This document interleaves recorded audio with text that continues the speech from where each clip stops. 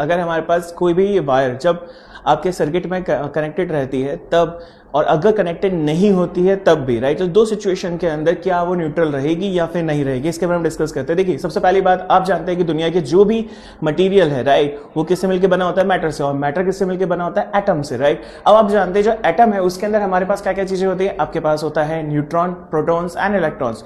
Neutron proton जो रहता है वो न्यूक्लियस में रहता है, पर इलेक्ट्रॉन जो होता है वो सर्कुलर ऑर्बिट में मूव करता रहता है। हम जानते हैं कि वायर के अंदर जितने भी इलेक्ट्रॉन्स, एज आपको पता होगा कि जो वायर है वो कंडक्टर की मिलकर बनी होती है, राइट। अब जो कंडक्टर है, अगर हमने कहा कि उसमें फ्री इलेक्ट्रॉन्स रहते हैं, फ्री इलेक्ट्रॉन तभी बनते हैं जब एटम जो है उन्हें रिलीज करते हैं, राइट, बिकॉज ऑफ हमारे पास थर्मल एनर्जी होती है जिसकी वजह से वो रिलीज हो जाते हैं, राइट। अब यहाँ पे नंबर ऑफ इलेक्ट्रॉन जितने बनते हैं उतने ही हमारे पास पॉजिटिव चार्ज एटम बनते हैं, जिसका जो नंबर रहता है वो सेम रहता है। सेम रहने की वजह से जो नेट चार्ज रहता है वो कितना हो जाता है? आपका 0।